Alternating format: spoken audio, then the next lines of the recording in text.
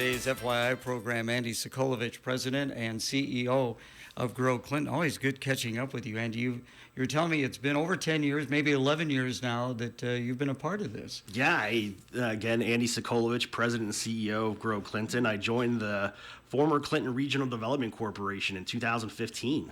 Moved to the area around 2012, 2013. I slid across the river from Morrison, Illinois into Clinton, and it's been quite the journey over the course of a decade. And it is hard to believe. You and I were talking off the air that time just flies, and it does. I mean, that's the reality. I mean, I feel like I just was going into my first day in economic development yesterday, and here I am almost, a decade plus later.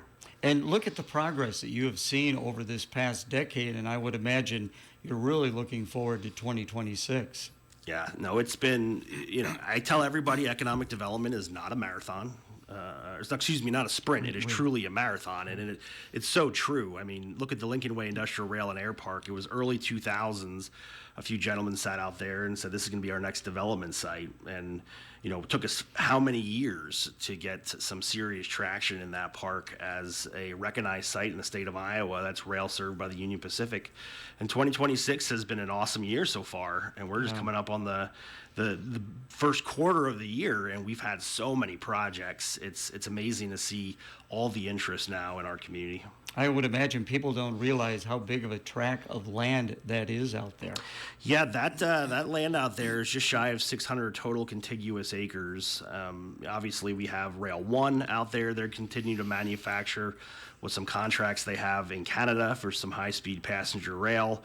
Sewer equipment's out there.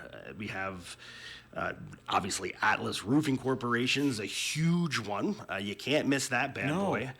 Super 8 Logistics, so kudos to Pete Claus and his entire team for reinvesting back into our community and constructing a 100,000 square foot warehouse that offers some intermodal opportunities to move freight from rail to truck to rail. We'll get more into that later in the program, again visiting with Andy Sokolovich. Grow Clinton's partnership with New BoCo. What's this all about? So New BoCo is an amazing organization out of Cedar Rapids. It's a nonprofit started by two gentlemen who really just wanted to create like the go-to resource for entrepreneurs. When we look at our community here in Clinton, we have a lot of legacy businesses. I mean, when you think about the generational leadership at Air Control Inc., Big River Packaging, Quality Concrete, Clausen Supply and Trucking, many of which are in their third, fourth, some of them fifth generation of ownership. So at one point, somebody started a business and somebody took a huge risk. And we were joking off the air that the three groups that usually invest in a business first, they're called family, friends, and fools. And that's the reality. But there's so many pitfalls established when you go to build a business. And our partnership with New BoCo allows us to tap into Alex Taylor, who's a subject matter expert. He's done a phenomenal job. He's not just a guy who read a book on entrepreneurship. He actually owns a company called Wolfables. They manufacture pet treats. And Alex is now part of our team. Twice a month, he comes in, and the full spread of resources that are available at New BoCo are now available to our members at Grow Clinton. So our target for that service is our existing members that have a business, but also anybody who has an idea for a business. Because the last thing you want to do is put in all of your financial assets, clean out your 401k, your savings account, and just swing for the fences, and it fails. So part of our EntreFuel program at Grow Clinton is to help reduce the risk of failure by educating individuals on what it takes to start a business, how to seek out financial support, how to do it correctly, and how to identify your target market so you're not just marketing to everyone. And I'm sure you've heard that in your career in radio. Who's your target market? And they say everyone. Well, it can't be everyone. It has to be a very detailed kind of avatar of your desired customer and where are they getting their information and how can you advertise to them. So again, that's available through our EntreFuel program to all of our members. If you're interested in sitting down with Alex, there's no cost associated with it. You just reach out to myself or Matt Parbs or anybody at Grow Clinton and we'll get you on the calendar.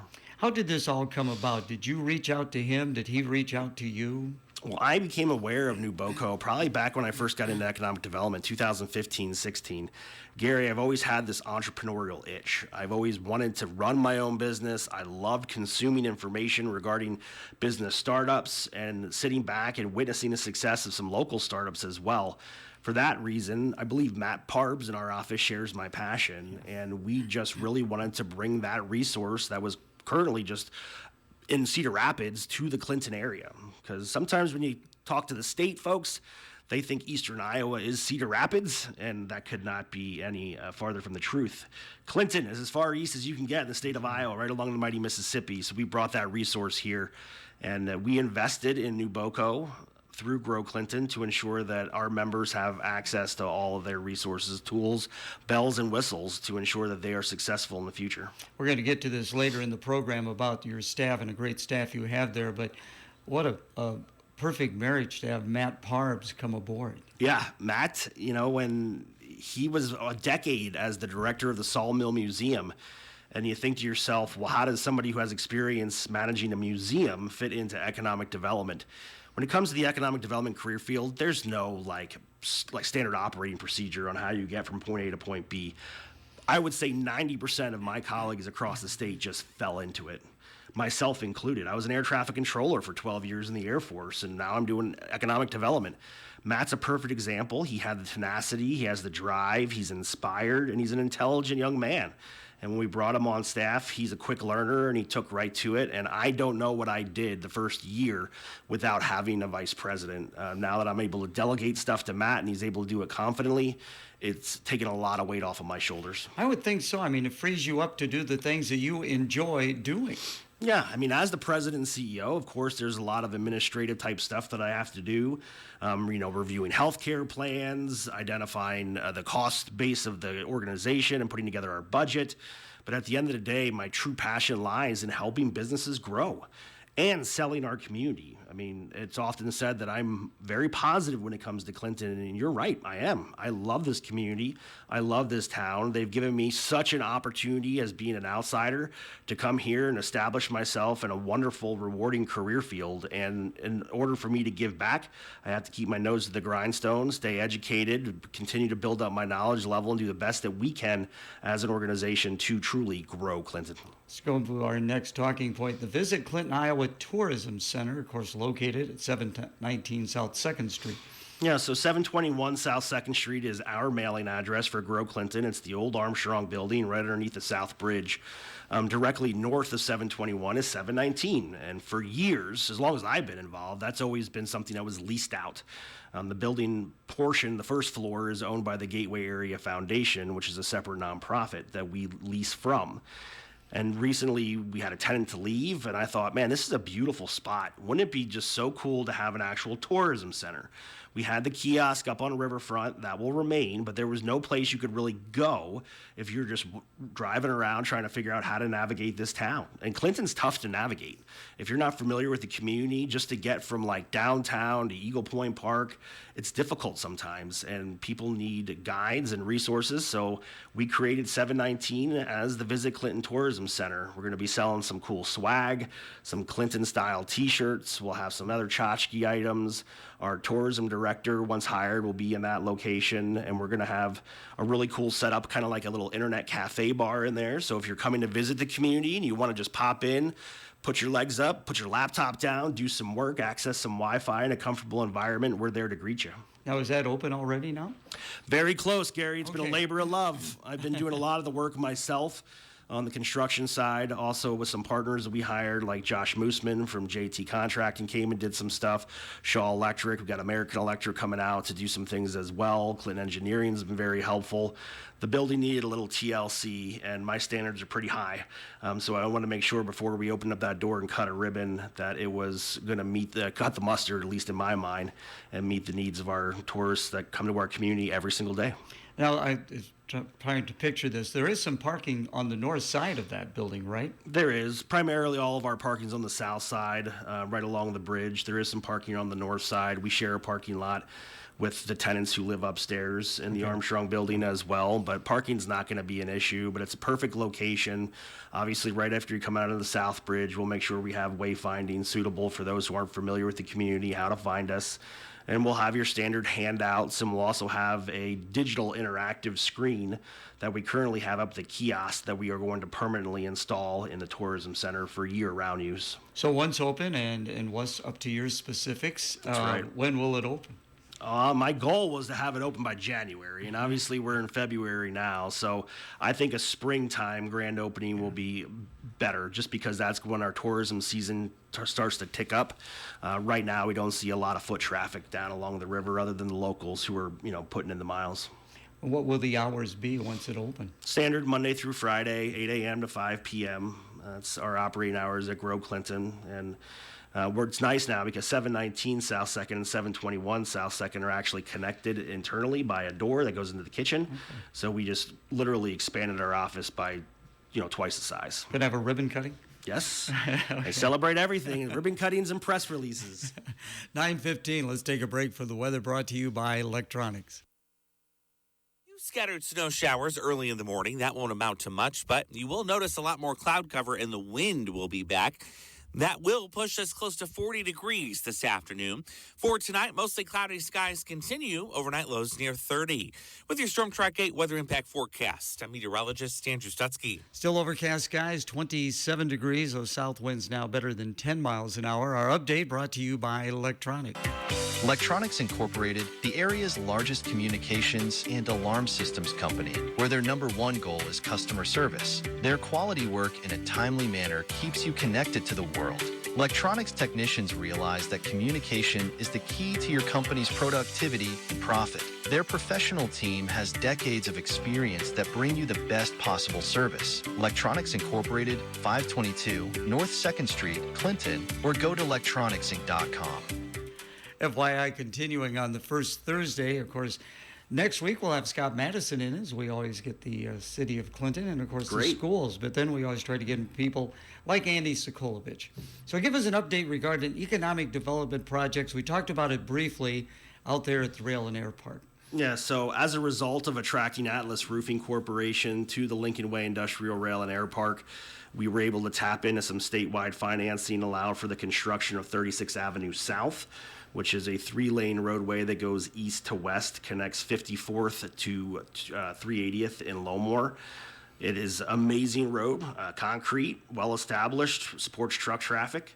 We did an amazing job, and kudos to the engineering department at Clinton. They pretty much over-designed a nice bridge that'll last forever, which is good for us because of the amount of truck traffic that it'll see. Miles of increased rail infrastructure have been installed. So we have a rail sit yard now with a runaround track, an inbound and an outbound track, allowing for access from the UP to the rail yard into that park. And then ultimately we've contracted with Burlington Junction Railway, which is a third party. They operate a large operation out of Rochelle, and they will be performing the industrial switching within the park. So just in layman's terms, UP brings it in, they drop off the cars in our sit yard, then somebody has to move them. Somebody has to take them to Atlas, somebody has to take them to Super 8 Logistics. That's what Burlington Junction Railway is going to do. So millions and millions and millions, hundreds of millions of dollars of investment have gone into that park in the last, we'll say, 3 years. That is great. You know, Clinton certainly has advantages with being on the river, the rail, and then, of course, the airport is right in that same location. But it just blows me away, the scope of all that is going on out there, Andy. Yeah, and, a lot of people forget about the airport portion of the Lincoln Way Industrial Rail and Air Park. It's a huge attraction tool. I mean, we have a lot of companies, ADM, Nestle Purina Pet Care, Clysar, when their corporate leadership team flies in on their jets, their corporate jets, they don't fly down to the Quad Cities. They fly into Clinton Municipal Airport. Yes.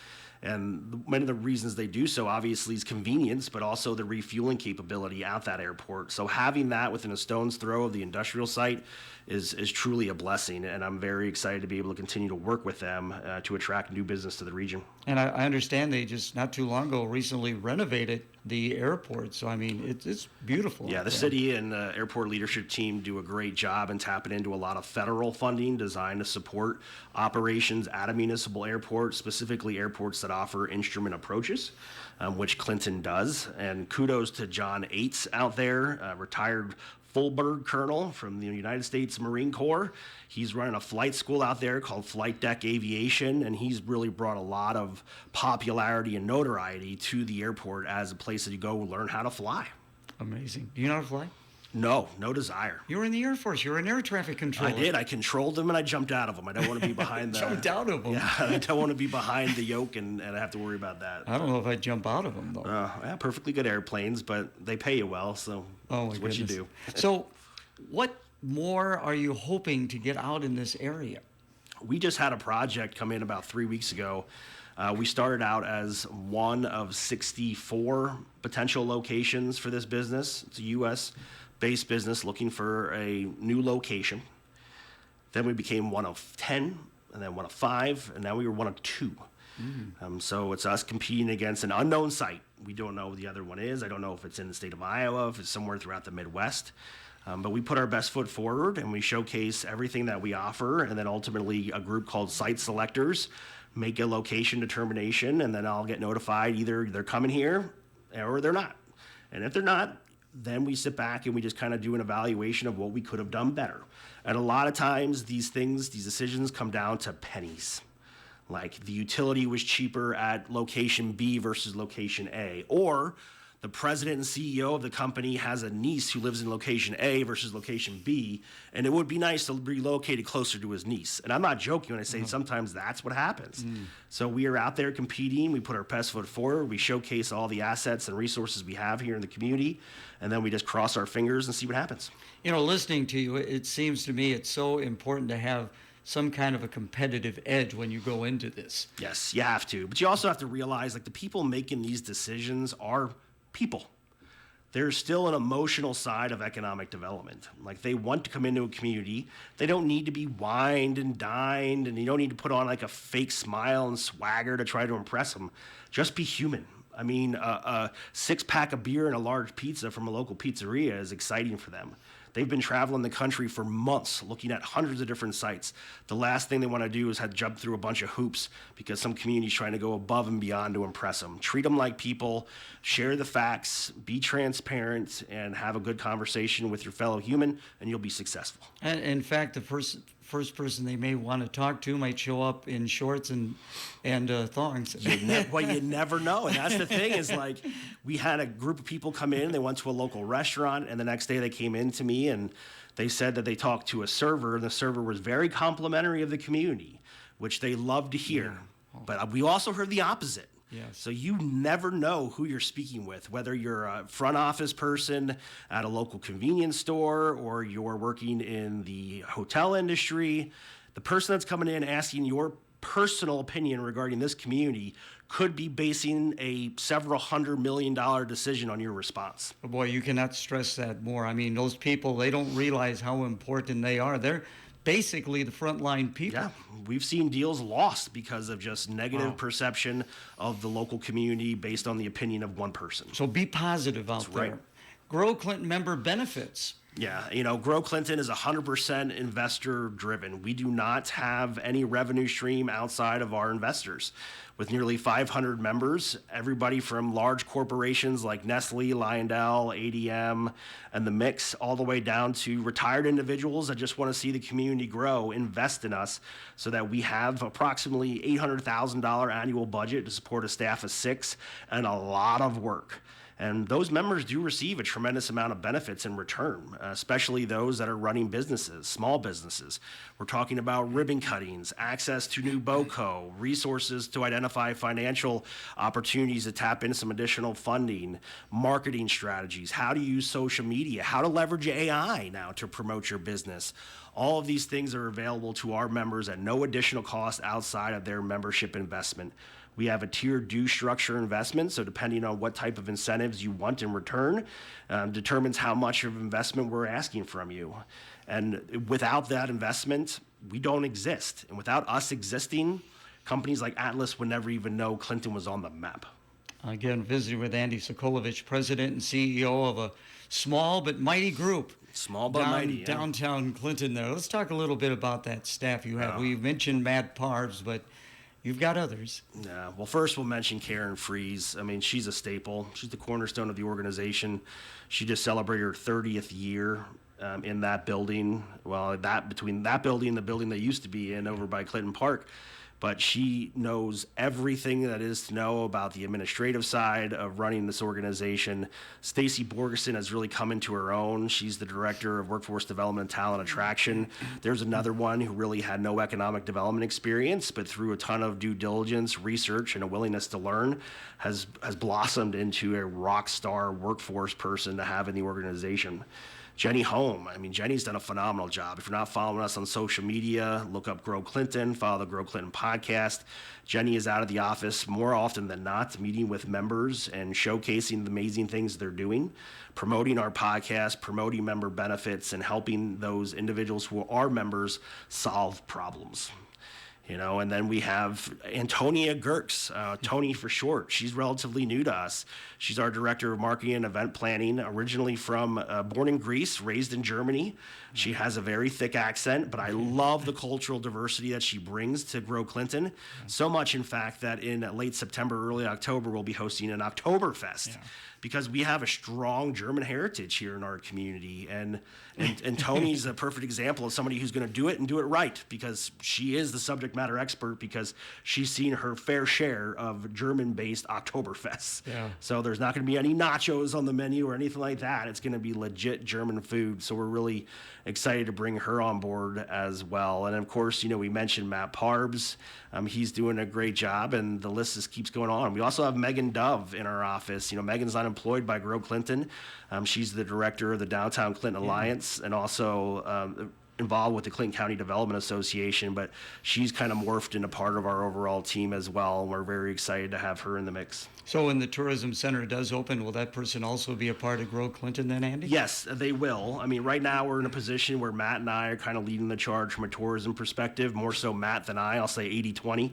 That's Matt's jam. He's been involved in tourism for over 10 years in this community.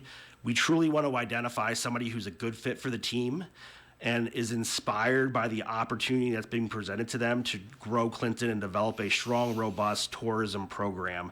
So we're not going to go out and publicly hire via an announcement. We're going to try to identify that individual just based on our professional interactions and networking, and then make them an offer. But that's the goal. Short time left, and appreciate you coming in once more. It's a small group, so I would imagine the advantage is you kind of get to maybe just go down the hall, step into an office, and talk to somebody. Yeah, I mean, that's kind of my number one rule in the office. I have two rules. One, if you come to me with a problem, come with a solution. You may not use that solution, but come with something. Don't dump a problem on me and then walk away. And then two, I don't like sending emails to people that are right down the hall.